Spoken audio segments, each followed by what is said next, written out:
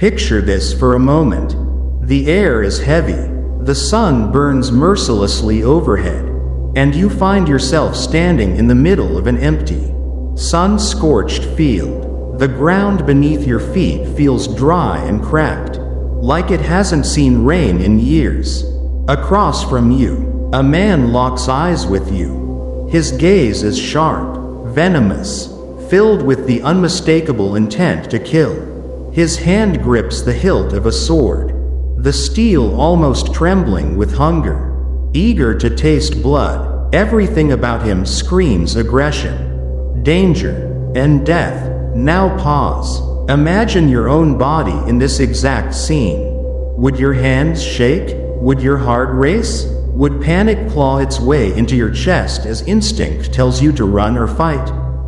Most people would feel their knees weaken under that pressure. But you don't. You stand there, calm, motionless, utterly unbothered, not faking, not forcing, not even pretending. Your face is still, your eyes steady, your breathing even. Inside, there's no storm of fear, no anxious chatter. There is only silence. How? Because long before this moment, you trained yourself to respond this way. You conditioned your mind to act as though nothing could shake you until one day, it became the truth. This isn't arrogance. It isn't some surface-level confidence. It is something far deeper, far more dangerous. It is power. The kind of power that doesn't need to announce itself. Because it already dominates the battlefield before the first strike is ever made. And no one embodied this silent, unshakable force more completely than Miyamoto Musashi, the undefeated Ronin who carved his place into history not because he had the sharpest blade or the strongest arms, but because he had mastered himself. Think about that. Over 60 lethal duels. Not once did he lose. His opponents carried swords, strategies, and years of training, yet every one of them fell. Not simply because of his technique, but because Musashi refused to be rattled. His enemies broke themselves long before his blade ever touched them. Here's the truth. People believe calmness is passive, a personality trait reserved for the chill types. They think it means being laid back, unconcerned, easygoing, but Musashi showed us the opposite. Calmness, when wielded deliberately, is not weakness, it is a weapon. It is a blade hidden in plain sight. And in this video, I'll show you exactly how to forge this weapon, step by step, until you can carry it into your own battles in life. Part 1. They're already losing when they try to trigger you. Here's a hard reality. You don't need to swing a sword to destroy someone. Most people are so fragile, so emotionally unstable, that all it takes to unravel them is a single rude comment, a delayed reply to their message, or a minor inconvenience on an ordinary day. Their egos? Paper thin, ready to shatter with the slightest touch.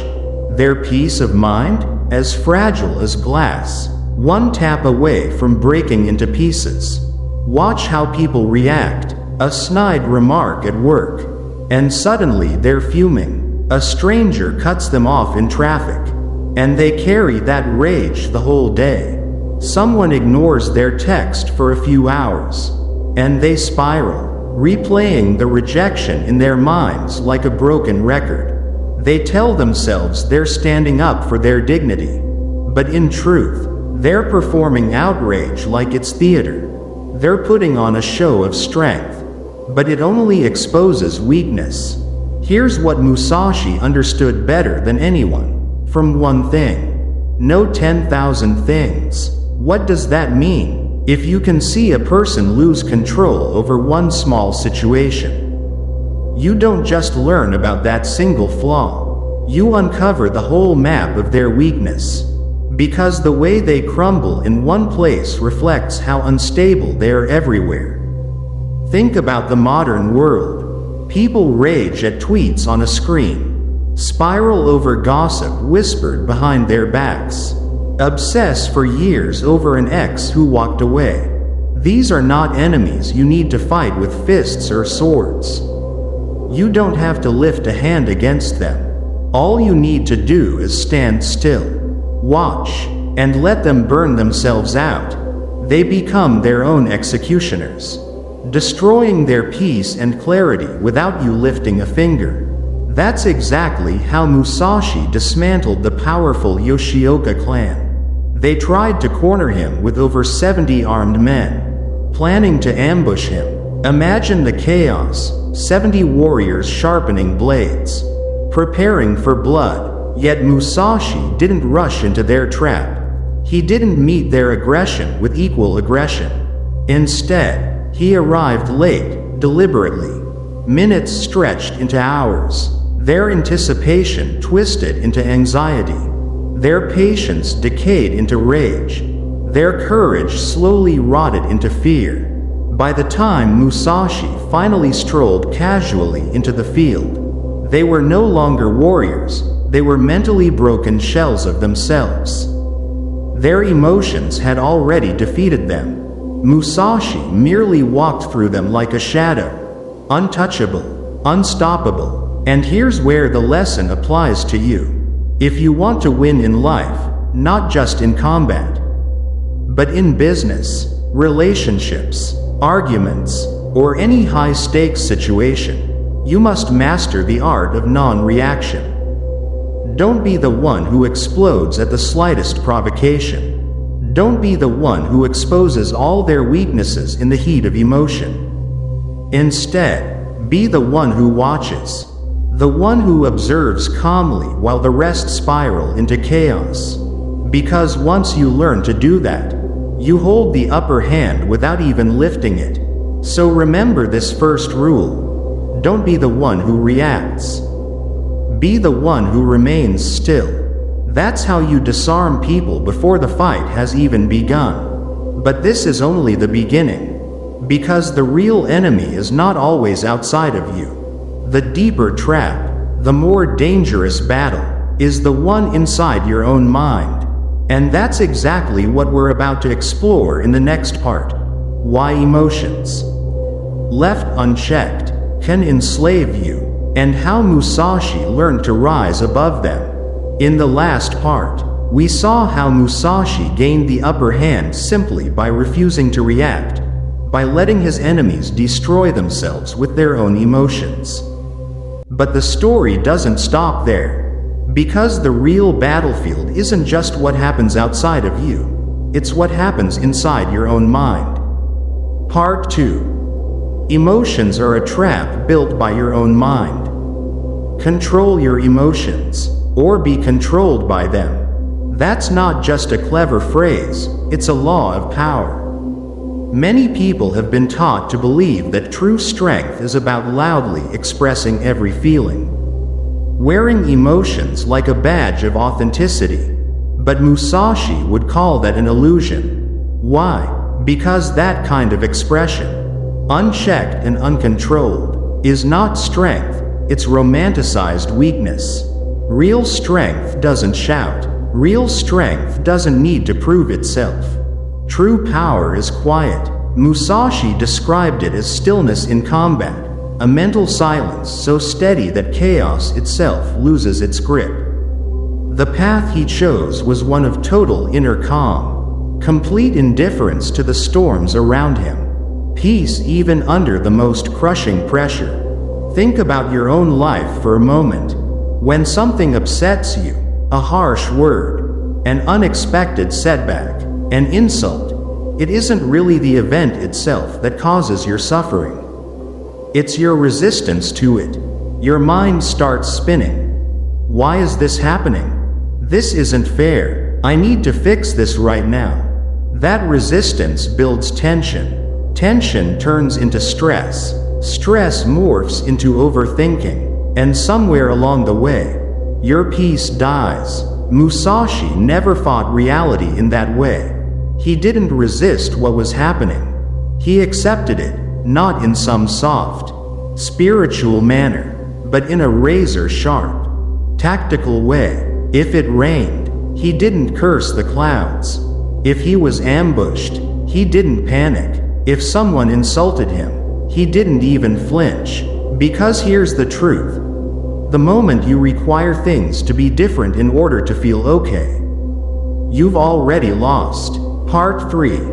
Your peace is a threat. Musashi understood this so deeply that he often used it as a weapon. In one famous duel, he deliberately delayed his arrival, forcing his opponent to wait on a scorching beach for hours.